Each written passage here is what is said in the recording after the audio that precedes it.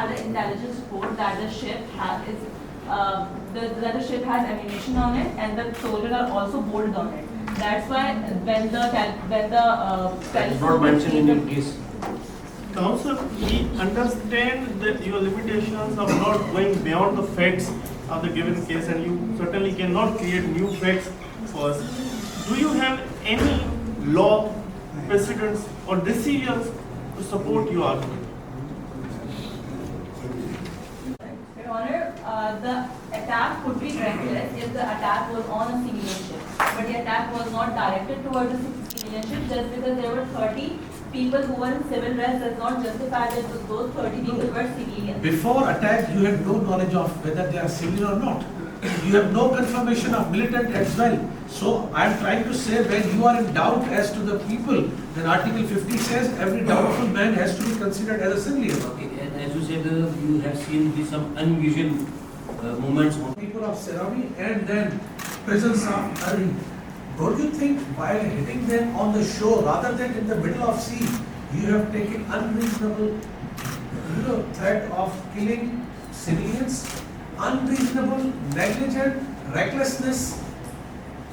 See, you must know. We will not answer questions, so we will attack like this manner. Acha, there is a very important point which we are missing. If we go to the para 1, it says, so this one is. Also, if we allow this argument of yours that it was heading towards Azure, which was, as per your argument, was the headquarters of the SNL militants, then the other case would be that you have attacked Azure and completely destroyed it, because you presume that there is an attack from there. Then why did you not complain against Azure to the... Your Honor, the voyage followed that because we had an intelligence report that ship is heading to Azure, which is the headquarters of SLF, and where the SLF is where the SLF is operating. So for inspection, the voyage followed that ship. So it means that you had no other alternate forum to take Azure. Much obliged, Your Honor. The fact also states that they observed the unusual movement of the people around this machine gun. That clearly shows. It is mentioned in your case. Yes, unusual movement. What is the meaning of unusual? But it was not threatening. Was somebody mounted on Yes. the gun that time? It does not mention anybody was mounted or using the gun or threatening or in a position where they could attack. Even the ship did not fire or take hostile action. So, what immediate threat did it pose to the Anatolia security? And another important aspect, you had a telescope from where you saw the movement, but the wreckage does not show that there was any telescope on their ship. So how Not launch the attack against the people who are. is there any guideline SOP before starting any attack if such a scenario comes in? Your Honor, Because it was not quite close to their coastal area, it was 50 nautical miles away, quite away from their country, and that machine gun would not kill anybody even on the coastal area of your country. So, do you think, when you saw something suspicious, is there any protocol after how many steps attack can be launched? So what preventive Preventive measures measures, yes. you have to take? attack if they think that if SLF attacks them, and first of all. But there was no attack in this case. There was not a single bullet on you. Your Honor. And more importantly, when they were given communications which they did not respond, the attack is carried out when they were on shore. And secondly, if you read the initial paragraph, your territory is attached with the Azure. So this is the same coastal line. Had it been any other ulterior motive, they could have attacked you in the middle of sea. They have not done anything. We will not tolerate attacks on our military force. So it was a clear threat. We will not tolerate. Number 3, we will go to any extent for the safeguard of our land and its people. So vision, object is very clear. Keeping in view this instruction, what does it mean? Much obliged, Your Do you Honor. think the president would be asked for every single nitty-gritty before taking any action? These are the heads. They are supposed to take all efforts in principle of policy matters. Much obliged, Your Honor. Your Honor, the statement that was given by President Irwin Eisen that clearly shows that he had a responsibility on his shoulder to protect the sovereignty. The court may, on its own motion, determine the admissibility of a case in accordance with Article 17. I state from which acceptance of jurisdiction is required under Article 17. Your Honor, the defense argues that the Republic of Anatolia has already withdrawn from the Rome Statute, hence the jurisdiction of ICC could not be exercised to the Republic of Anatolia. Okay. May I ask you a question? Yes, Your Honor. To clarify that thing, how Anatolia withdrawals affect the individual criminal responsibility of a president as in when the Rome statutes apply to the person, not just a state. Your Honor, can I have a moment, please? Yeah.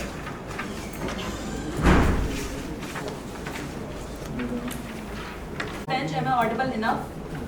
Yeah. If this honorable court pleases, may I proceed? May it pleases the court, my name is Aisha Jamshed, and over the course of next 8 minutes, I will represent the counsel for the defense. Your honorable bench, may I proceed with the facts of the case or with the first agenda of the case? Please proceed with the first agenda. We already heard the facts. Much obliged, Your Honor. Your Honor, the first agenda of the case states whether there are reasonable grounds to believe that the case against President Irwin Eisen concerning the war crime of intentionally launching an attack in the knowledge that such attack will cause incidental loss of life or injury to civilians or damage to civilian objects or widespread, long-term and severe damage to natural environment, which would be clearly excessive in relation to the concrete and direct overall military advantages anticipated, falls within the jurisdiction of the court pursuant to Article 19 of the Rome Statute. Your Honor, may I proceed? Your Honorable Bench, the Article 19(1) of the Rome Statute states admissible under Article 17D of the Rome Statute due to its sufficient gravity, and that third prayer is date confirmed charges against President Irwin Eisen under Article 25(3)(b) of the Rome Statute is it was excessive civilian casualties, and number second was a disproportionate damage to civilian objects, number third was a severe environmental damage, and the fourth was the destruction of other sea animal being a cultural animal which was sacred for the people of Eisen. Counsel, coming to your prayers, your co-counsel relied that you want to exercise our jurisdiction because the nation, the Anatolia, has not exercised his jurisdiction in investigating this crime. Are you happy if he... I have a question for the counsel. Counsel, could you please state where was the ship docked when it was hit by the missiles? Azure Sports. So it was not in the territorial water of the Anatolia. Yes, it was in the territories of intelligence. If the Honorable could have no further question, we have moved to our prayers. Yeah. Thank you.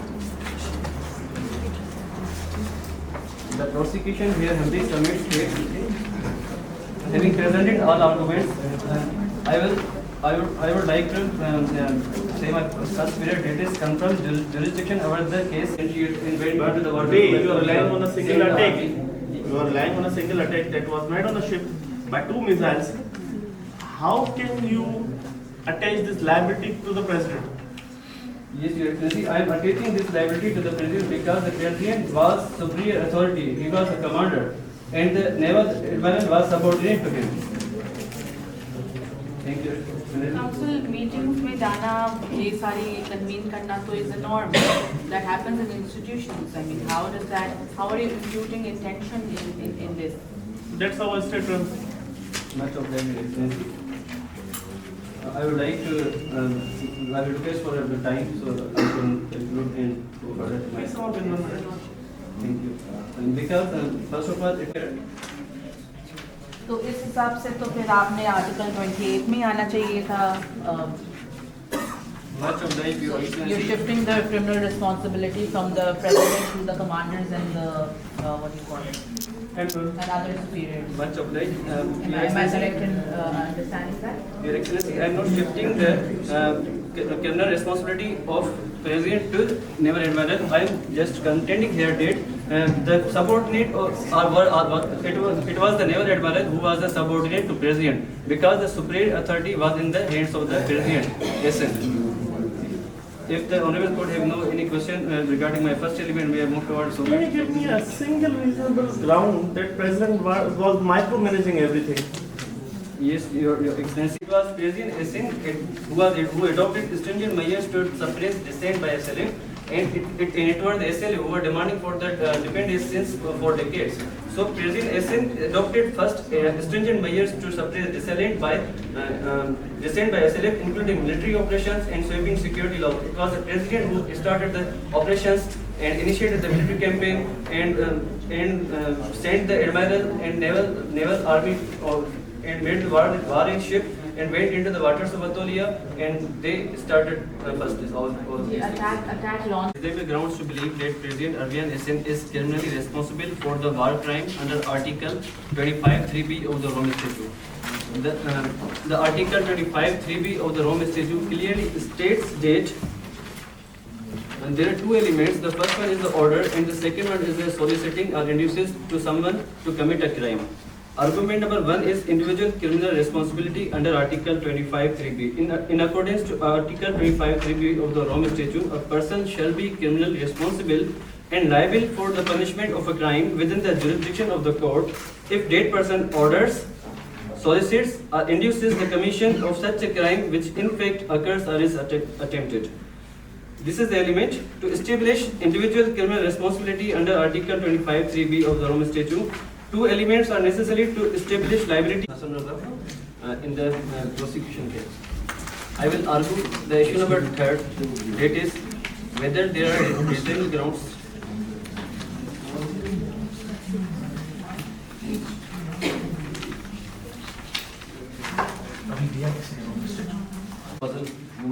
Highly obliged Excellencies. Your Excellencies, I have done with issue number 1 and issue number 2. I would like to invite with the permission of this honorable bench to my co-counsel to address the bench concerning issue number 3. Counsel, just one last question. So Highly answer obliged. yes or no में मुझे जवाब दें. Does the Republic of Anatolia it has the right to defend its sovereignty? Your Excellencies, right to defend its sovereignty while violating the sovereignty of another state. Yes or no में बता दो मुझे. Yes, Your Excellencies.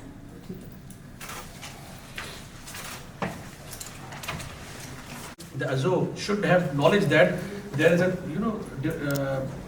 tension between the two states. Number 3, that the gun was installed, and 4, there is nothing on the record that the people saw civilians before the wreckage. So how can you discriminate that there was a specific knowledge, and then the question of proportionality of damage also comes, because they have reasonable inference that this is a ship which is going to attack on them. So before it can attack on them, they could have taken their reasonable step of damaging them. Highly obliged, Your Excellencies. As far as the council understand the question is, the last part of your question was the question was to concerning the self-defense. Self-defense, but there is no evidence regarding the unreasonableness, because there has to be a reasonable act. A common person would have thought of that. Operation Iron Shield was even taken against SLF Sarabi people. Furthermore, corroborating it with para number 9 of the Moore proposition, operation was expanded into the waters of sea, particularly related to those SLF people. Your Excellencies, these corroboration of facts suggest that there was an intention of President to specifically target people who belongs to SLF in the present case. Counsel, please give us an understanding of what intention is, and then verify the test for us. Highly obliged. Also, beside that question, clarify one more thing. Did the missile strike on this suspected SLF ship comply with the principle of distinction, proportionally and necessity? Highly obliged, Your Excellencies. Your Excellencies, while targeting that particular ship, the Republic of State of Anatolia or the naval forces of Anatolia has not complied with the principle of proportionality. Rather, the attack was completely disproportionate. It is mentioned in the Moore proposition that the ship was carrying 40 civilians and 30 civilians? 30 civilians and 10 SLF Means there is definition you're relying on. Secondly, do you have any proof or are you submitting any evidence of the fact that the defense has launched an attack intentionally? So the bench is more than that. highly obliged, Excellencies. Your Excellencies, I would like to draw your attention towards the mode proposition, para number 5 of the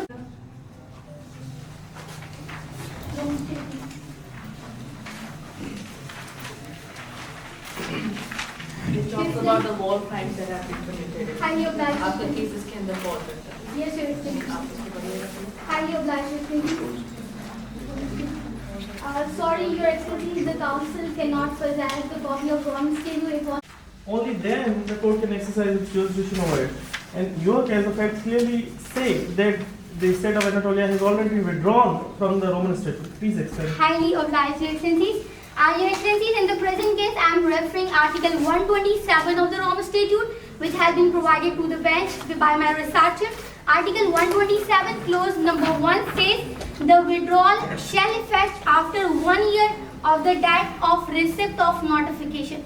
However, in the present case, Your Excellencies, as per para number 17, the Republic of the State of Anatolia has withdrew in April 2023, but as per para number 11 of the moot proposition, crimes occurred on March 2024. Therefore, the period of 1 year has not been elapsed. Since the 1 month period is still remaining, therefore the Rome Statute is still effective concerning the actions of the Republic of Anatolia in the present case. But counsel, the court. Involving the party who is the state party to the Rome Statute. However, in the present case, Your Excellencies, as per para number 27 of the moot proposition, para number 17 of the moot proposition, it is mentioned that the Republic of the State of Anatolia has withdrew from the Rome Statute in March 2023. Furthermore, Your Excellencies, the Article 127 of the Rome Statute, clause 1 provides that the withdrawal shall effect after 1 year of date of receipt of notification. However, Your Excellencies, in the present case, different resonate importance in alignment with Article 11, clause 1 of the Rome Statute. Your Excellencies, this jurisdiction means that court has jurisdiction only with respect to crimes committed after entry into force of the Rome Statute.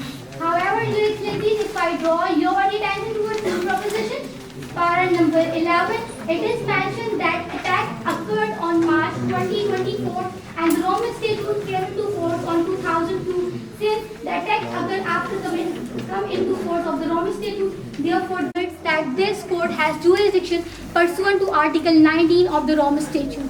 Your Excellencies, in the case law, that is Prosecutor versus Francis Karimi Metiara, the International Criminal Court has prescribed the conditions for determining the jurisdiction under Article 19 of the Rome Statute.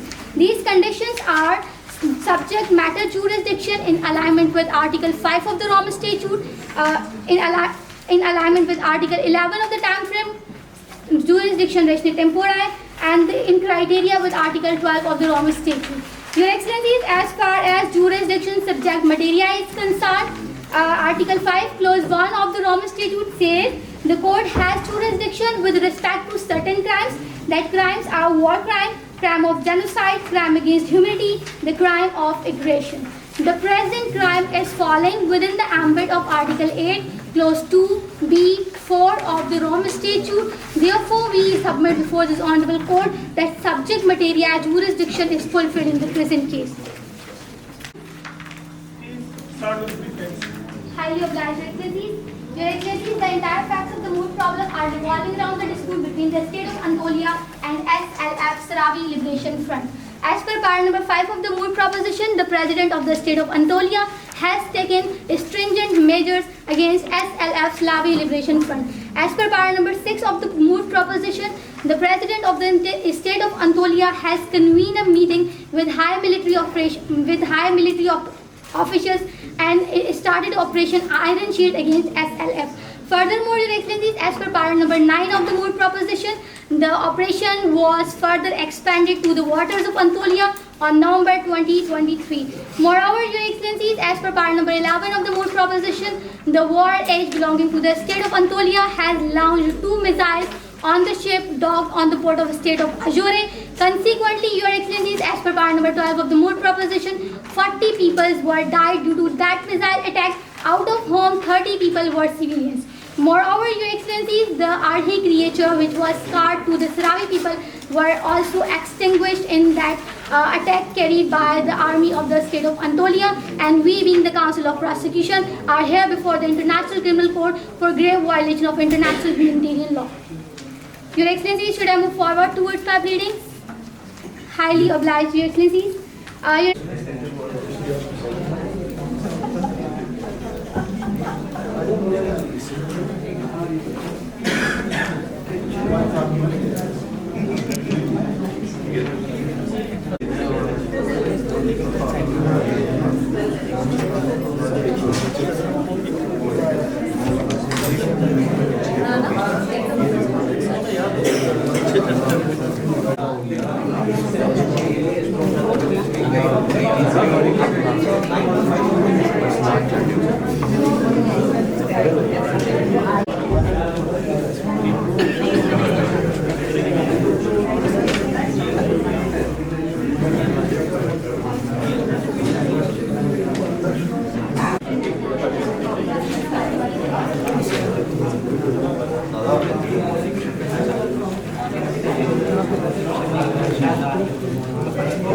Prosecution side, No, 207. 207 from the prosecution side and again 204 from the respondents.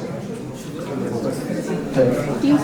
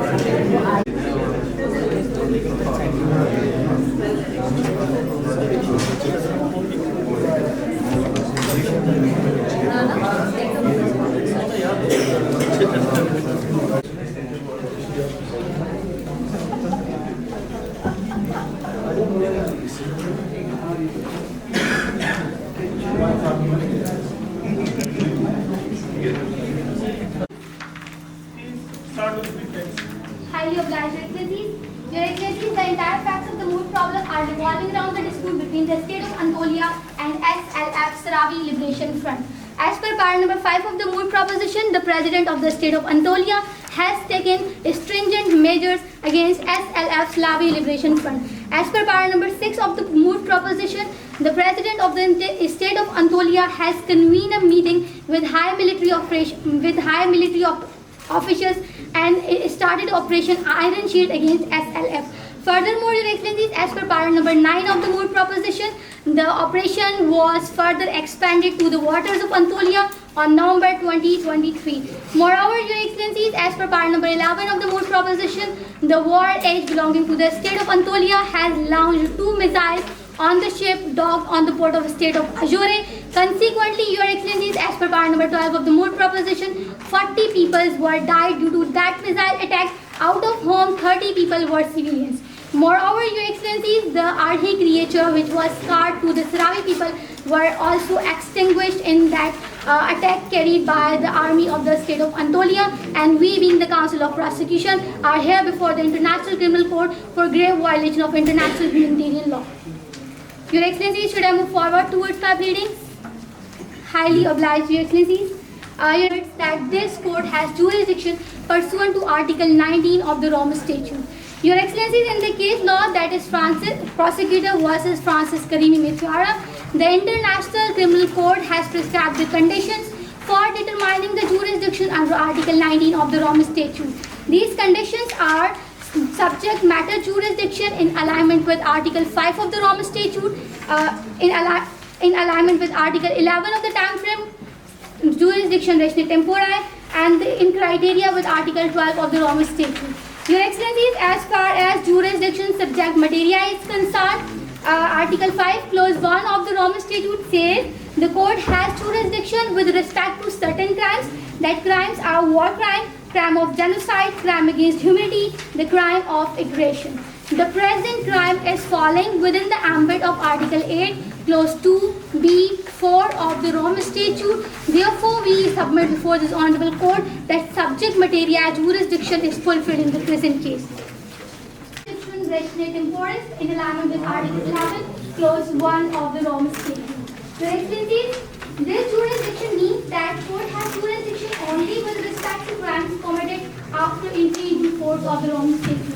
However, Your Excellencies, if I draw your attention towards this proposition, para number 11, it is mentioned that attack occurred on March 2024 and the Rome Statute came into force on 2002. Since the attack occurred after come into force of the Rome Statute, therefore involving the party who is the state party to the Rome Statute. However, in the present case, Your Excellencies, as per para number 27 of the moot proposition, para number 17 of the moot proposition, it is mentioned that the Republic of the State of Anatolia has withdrew from the Rome Statute in March 2023. Furthermore, Your Excellencies, the Article 127 of the Rome Statute, Clause 1 provides that the withdrawal shall effect after 1 year of date of receipt of notification. However, Your Excellencies, in the present case, only then the court can exercise its jurisdiction over it. And your case of facts clearly say that the state of Anatolia has already withdrawn from the Roman Statute. Please explain. highly obliged, Your Excellencies. Your Excellencies, in the present case, I am referring Article 127 of the Rome Statute, which has been provided to the bench by my researcher. Article 127, clause number 1 says, the withdrawal shall effect after 1 year of the date of receipt of notification. However, in the present case, Your Excellencies, as per para number 17, the Republic of the State of Anatolia has withdrew in April 2023, but as per part number 11 of the moot proposition, crimes occurred on March 2024. Therefore, the period of 1 year has not been elapsed. Since the 1 month period is still remaining, therefore the Rome Statute is still effective concerning the actions of the Republic of Anatolia in the present case. But counsel, the court.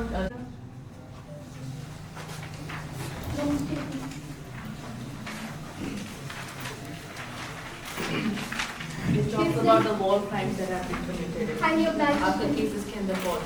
Yes, Your Excellency. Highly obliged, Your Excellency. Sorry, Your Excellency, the council cannot possess the copy of Rome Statute. It was Means there is definition you're relying on.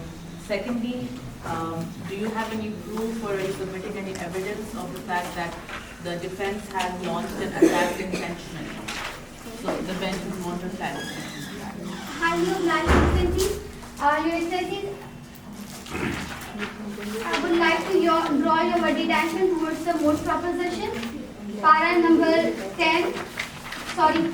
5 of the Act. Operation Iron Shield was even taken against SLF Sarabi people. Furthermore, corroborating it with para number 9 of the moot proposition, operation was expanded into the waters of sea, particularly related to those SLF people. Your Excellencies, these corroboration of facts suggest that there was an intention of President to specifically target people who belongs to SLF in the present case. Counsel, please give us an understanding of what intention is and then verify the test for us.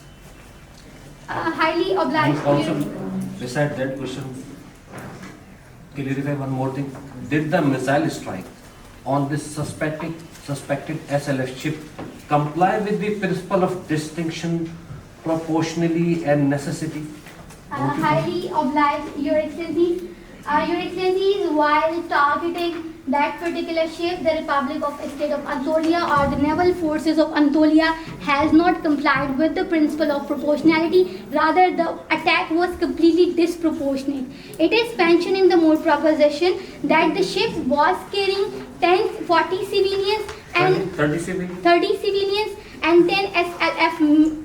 The Azov should have knowledge that there is a tension between the two states. Number 3, that the gun was installed, and 4, there is nothing on the record that the people saw civilians before the wreckage.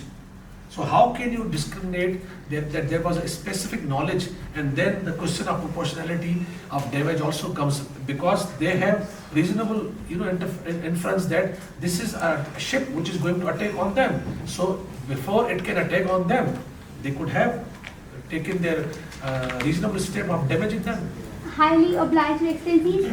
As far as the council understand the question is, the last part of your question was, the question was concerning the self-defense. Self-defense, but there is no evidence regarding the unreasonableness, because there has to be a reasonable act. A common person would have thought of that. Highly obliged, Your Excellencies. Your Excellencies, I have done with issue number 1 and issue number 2. I would like to invite with the permission of the honorable bench to my co-counsel to address the bench concerning issue number 3. Counsel, just one last question. So answer yes or no में मुझे जवाब दें. Does the Republic of Anatolia it has the right to defend its sovereignty? Your Excellencies, right to defend its sovereignty while violating the sovereignty of another state. Yes or no में बता दो मुझे. Yes, Your Excellencies.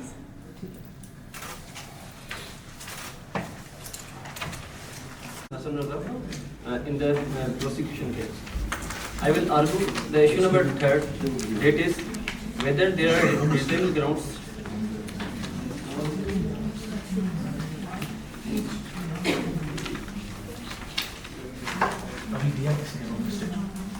grounds to believe that President Arvian SN is criminally responsible for the war crime under Article 25(3)(b) of the Rome Statute. The Article 25(3)(b) of the Rome Statute clearly states that there are two elements. The first one is the order, and the second one is the soliciting or induces to someone to commit a crime. Argument number 1 is individual criminal responsibility under Article 25(3)(b). In accordance to Article 25(3)(b) of the Rome Statute, a person shall be criminally responsible and liable for the punishment of a crime within the jurisdiction of the court if that person orders, solicits or induces the commission of such a crime which in fact occurs or is attempted. This is the element to establish individual criminal responsibility under Article 25(3)(b) of the Rome Statute. Two elements are necessary to establish liability. It was President SN who adopted stringent measures to suppress dissent by SLM, and it was the SLM who were demanding for the defendants since for decades. So President SN adopted first stringent measures to suppress dissent by SLM, including military operations and sweeping security laws. It was the President who started the operations and initiated the military campaign and sent the admiral and naval army and made the warring ship and went into the waters of Anatolia, and they started first this all attack launch. तो इस हिसाब से तो फिर आपने article 28 में आना चाहिए था. Much of the You're shifting the criminal responsibility from the president to the commanders and the what do you call it? And other superiors. Much of the Am I correct in understanding that? Your Excellency, I am not shifting the criminal responsibility of President to Naval Admiral. I am just contending here that the subordinate it was the Naval Admiral who was the subordinate to President, because the superior authority was in the hands of the President. If the Honorable Court have no any question regarding my first element, we have moved towards. Can you give me a single reasonable ground that President was micromanaging everything? Yes, Your Excellency, in going back to the water. You are relying on a single attack. You are relying on a single attack that was made on a ship by 2 missiles. How can you attach this liability to the President? Yes, Your Excellency, I am attaching this liability to the President because the President was superior authority. He was a commander, and the Naval Admiral was subordinate to him. Thank you. Council meetings में जाना, ये सारी convene करना तो is a norm that happens in institutions. I mean, how are you imputing intention in this? That's how a state runs. Much of them, Your Excellency. I would like to, I will request for the time so I can conclude and go further to my. Thank you. Because first of all, I have a question to the council. Council, could you please state where was the ship docked when it was hit by the missiles? Azure Sport. So it was not in the territorial water of the Anatolia. Yes, it was not in the territory of Anatolia. If the Honorable Court have no further question, we will move to our prayers.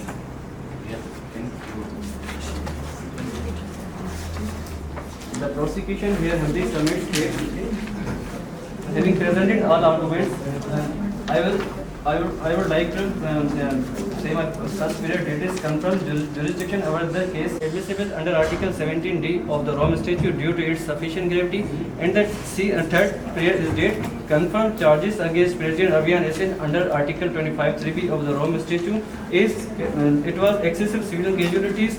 And number second was a disproportionate damage to civilian objects. Number third was the severe environmental damage. And the fourth was the destruction of early sea animal, being a cultural animal which was sacred for the people of SF. Counsel, coming to your prayers, your co-counsel lied that you want to exercise our jurisdiction because the nation, the Anatolia, has not exercised his jurisdiction in investigating this crime. Are you happy if he... Bench, am I audible enough? Yeah. If this honorable court pleases, may I proceed? May it pleases the court, my name is Aisha Jamshed, and over the course of next 8 minutes, I will represent the counsel for the defense. Your honorable bench, may I proceed with the facts of the case or with the first agenda of the case? Please proceed with the first agenda of the case. We already heard the facts. Much obliged, Your Honor. Your Honor, the first agenda of the case states whether there are reasonable grounds to believe that the case against President Avian Eisen concerning the war crime of intentionally launching an attack in the knowledge that such attack will cause incidental loss of life or injury to civilians or damage to civilian objects or widespread, long-term and severe damage to natural environment, which would be clearly excessive in relation to the concrete and direct overall military advantages anticipated, falls within the jurisdiction of the court pursuant to Article 19 of the Rome Statute. Your Honor, may I proceed?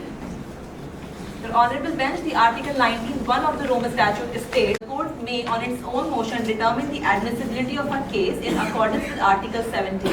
I state from which acceptance of jurisdiction is required under Article 17. Your Honor, the defense argues that the Republic of Anatolia has already withdrawn from the Rome Statute, hence the jurisdiction of ICC could not be exercised to the Republic of Anatolia. Okay. May I ask one question? Yes, Your Honor. To clarify that thing, how Anatolia withdrawals affect the individual criminal responsibility of a President Asin when the Rome statutes apply to the person, not just a state? Your Honor, can I have a moment, please? Yeah.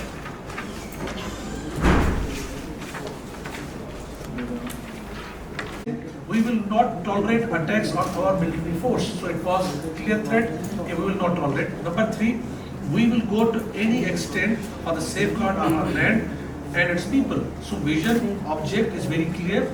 Keeping in view this instruction, what does it mean? Much obliged, Your Do you Honor. think the president would be asked for every single nitty-gritty before taking any action? These are the heads. They are supposed to take all efforts in principle of policy matters. Much obliged, Your Honor. Your Honor, the statement that was given by President Avian Eisen that clearly shows that he had a responsibility on his shoulder to protect the sovereign attack if they think that if SLF attacks them. And first of all, But there was no attack in this case. There was not a single bullet on you. Your Honor. And more importantly, when they were given communications which they did not respond, the attack is carried out when they were on shore. And secondly, if you read the initial paragraph, your territory is attached with the Azure. So this is the same coastal line. Had it been any other ulterior motive, they could have attacked you in the middle of sea. They have not done anything. Not launch the attack against the people who are. Is there any guideline SOP before starting any attack if such a scenario comes in? Your Honor. Because it was not quite close to their coastal area, it was 50 nautical miles away, quite away from their country, and that machine gun would not kill anybody even on the coastal area of your country. So, do you think when you saw something suspicious, is there any protocol after how many steps attack can be launched? So what preventive Preventive measures measures, yes. you have to take? Much obliged, Your Honor. The fact also states that they observed the unusual movement of the people around this machine gun. That clearly shows. It is mentioned in your case. Yes, unusual movement, What is the meaning of unusual? but it was not threatening. Was somebody mounted on Yes. the gun that time? It does not mention anybody who's mounted or using the gun or threatening or in a position where they could attack. Even the ship did not fire or take hostile action.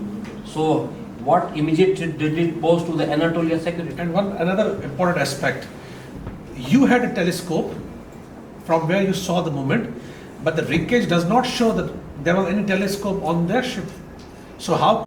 Your Honor, the voyage followed that because we had an intelligence report that ship is heading to Azure, which is the headquarters of SLF, and where the SLF is where the SLF is operating. So for inspection, the voyage followed that ship.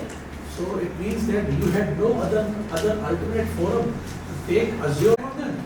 Also, if we allow this argument of yours that it was heading towards Azure, which was, as per you, which was the headquarters of the SLF militants, then the other case would be that you have attacked Azure and completely destroyed it, because you presume that there is an attack from there. Then why did you not complain against Azure to the We will not answer questions, so we will attack like this manner.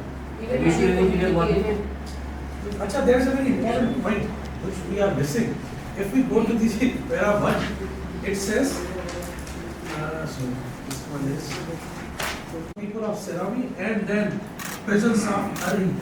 Don't you think while hitting them on the shore rather than in the middle of sea, you have taken unreasonable threat of killing civilians, unreasonable, negligent, recklessness?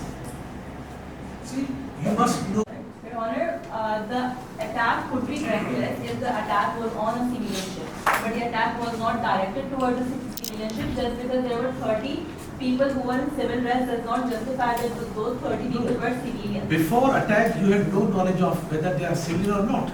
You have no confirmation of militant as well. So I am trying to say, when you are in doubt as to the people, then Article 50 says every doubtful man has to be considered as a civilian. Okay, and as you said, you have seen some unusual movements. We already had an intelligence report that the ship has that the ship has ammunition on it, and the soldiers are also bolted on it. That's why when the That is not mentioned in your case. Counsel, we understand that your limitations of not going beyond the facts of the given case, and you certainly cannot create new facts for us. Do you have any law, precedents or decisions to support your argument?